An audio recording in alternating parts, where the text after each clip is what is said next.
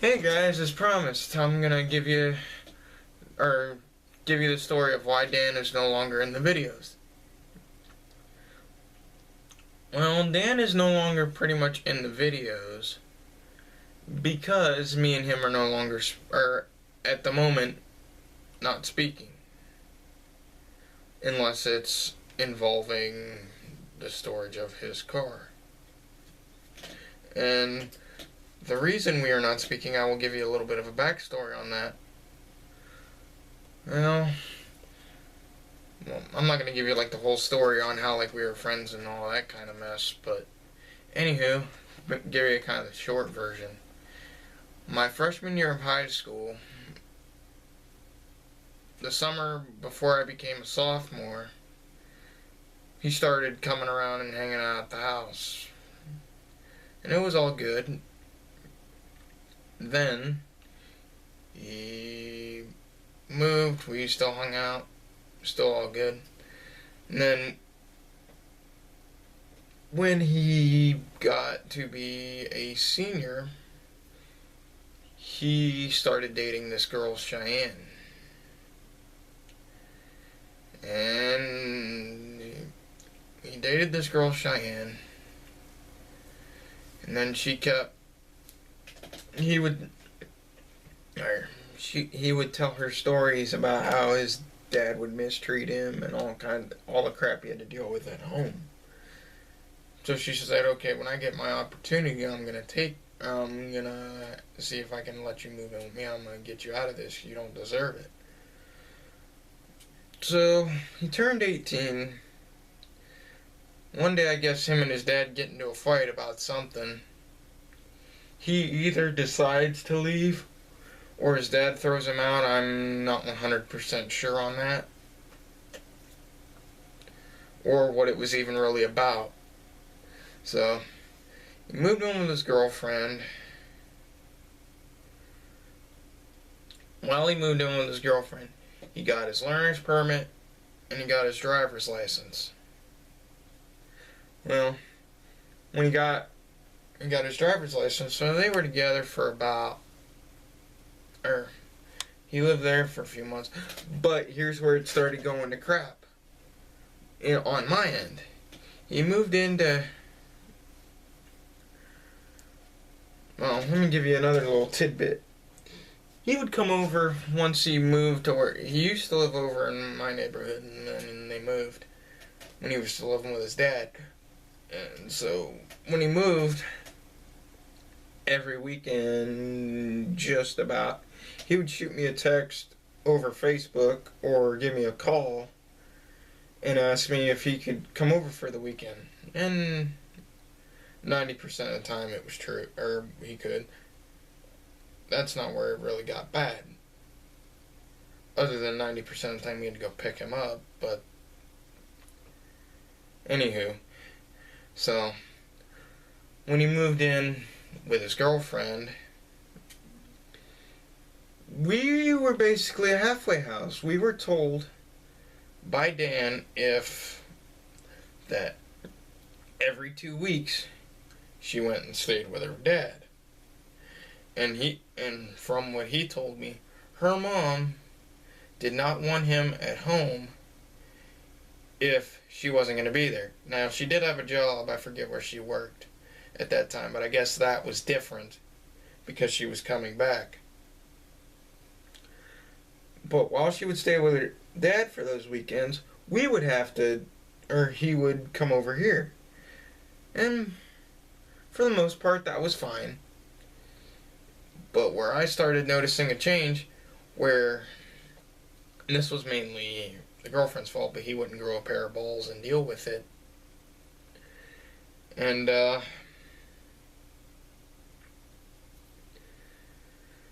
so,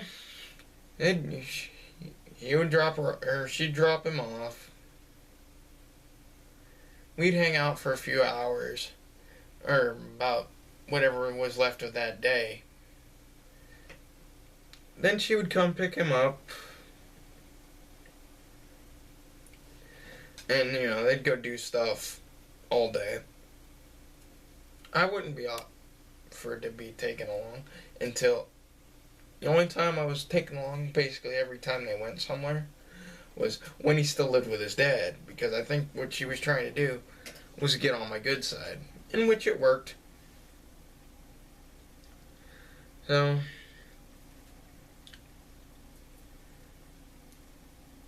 anyway, enough about that little situation. Well, then I guess either him and Cheyenne had a falling out and ended up breaking up. But what I was told was, well, they did break up, but then they ended up getting back together. But what I was told, that her mom felt he wasn't doing enough and he didn't deserve to live there. So, it came around to where he asked if he could move in with us. So, we let him move. Well, first my parents talked to me about it. And I said, yeah, that's fine. Moved in with us. And that's when you started seeing him on a regular basis in my videos when I decided to make videos. Even though a lot of the time when I made videos, I would make videos when he was here, even before he moved in. But where am I at? He moved in with us. He had a job through school. He would do that. But then in the midst of him moving in, like a week or so later, him and his girlfriend ended up getting back together. And I thought, okay. But he still wasn't going to move back in with her like we were hoping. We were hoping, okay, if they get back together, he can move back in with them. But that wasn't the case. So, they got back together, and just about every day, she would come, even if we would make plans, because I'll give you a little story. There was one day, we woke up, me and him woke up, I forget what time it was, and then he asked me, well, what do you want to do? I asked him, what do you want to do today? And he's like, I don't know, what do you want to do? And we went back and forth. I said, I didn't know. Thought about it for a while, and it was like, hey, you want to go to because we would go hang out at the mall. So, I looked at him and went, hey, you want to go to the mall? He's like, I don't know, we'll see. She comes, picks him up, so they could do God only knows what. She comes and picks him up. He comes back, I forget what time it was, but it was late. And he was like, and I asked him, so what'd you two do? And he's like, I went to the mall. And it's like, really? I asked you if you wanted to go to the mall. And he's like, yeah, I said, DJ wanted to go to the mall. You mind if we go pick him up? And she's like, yeah, I want to spend time with him. Supposedly. And I kind of believed it because Cheyenne's kind of a bitch. But, anywho, progress a little bit more. So, they're out hanging out. They get into, I guess, a car accident. He gets he thinks he's going to get $20-some thousand for, between like $20,000 and $40,000 for pain and suffering because of this car accident. And he was bragging and bragging and bragging. Well, lo and behold, he's staying with his dad for a few days because I think we went on vacation. So we told him he had to stay with his dad. Because while he was living here, he would sneak booze and lie about it. Granted, I would drink some too, but not near as much as he would.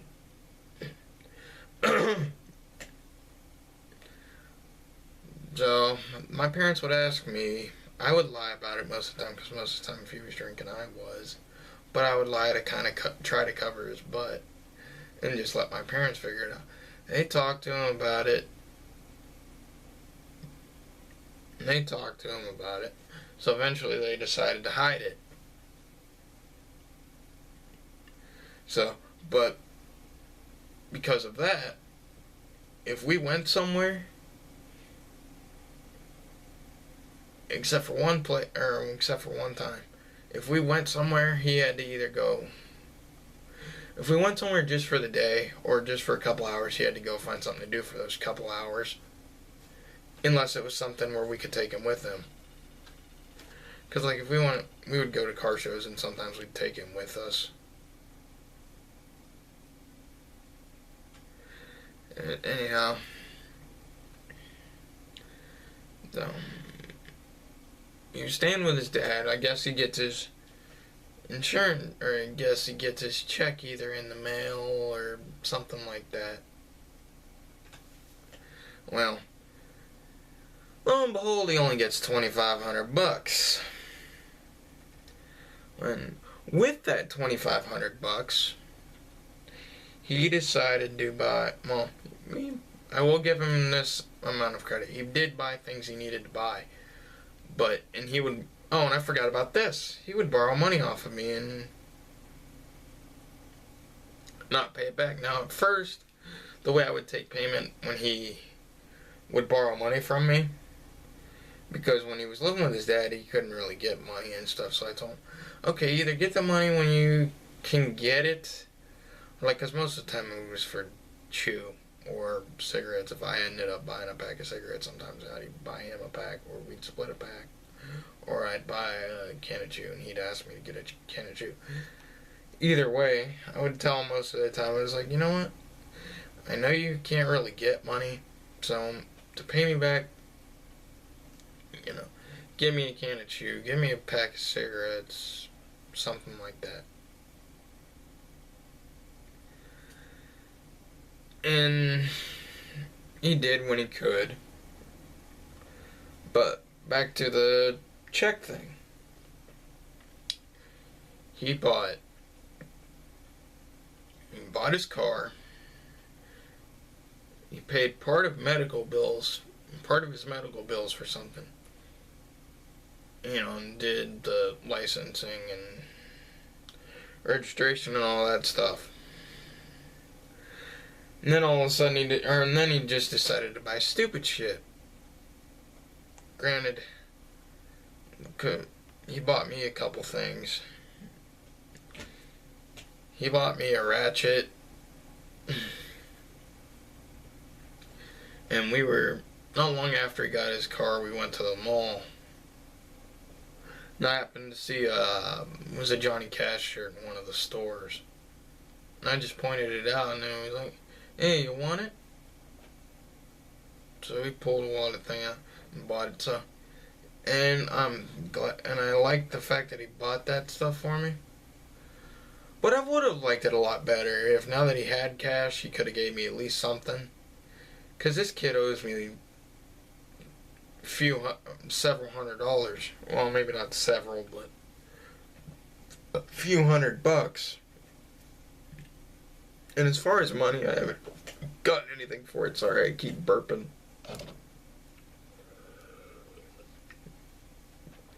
So anyway, fast forward a little bit. He gets his car, he starts hanging out with all of his other friends. And then since he doesn't have his girlfriend anymore, he got back into smoking weed. Well, he would go smoke weed. At first he said I didn't get high and drive. And then he started getting high and driving. And hopefully I can actually get him arrested for that with posting this video, because this video will get posted. And then I got to where, again, we almost never hang out. So, and then he would be here. He would, he couldn't pay rent because he didn't have a job. And wow, this camera doesn't last long. Anyway, the long and short of it, because my battery's gonna start going dead, is he wouldn't do work around here. He would lie, basically steal, and basically he took advantage of us. So we kicked him out. and I will probably never talk to him again. I'm not sure. I haven't completely made that decision. The only reason I'm still talking to him at the moment is because his shitty Ford Taurus is still here with a bad transmission because he doesn't know how to take care of his damn car. And he took a freaking auto tech class. Anyway, Dan, if you see this, you're a fucking piece of shit. And if you don't give me that $20 a month when you come to get your damn car, you're not getting your car. You gotta get some money out of you, because I know you're not gonna give it to us. Anyway, hope you guys enjoyed this little story about what happened to this piece of shit friend of mine. Hope you guys enjoyed the video. If you did, like, subscribe, and I'll catch you guys in the next one. Have a good night.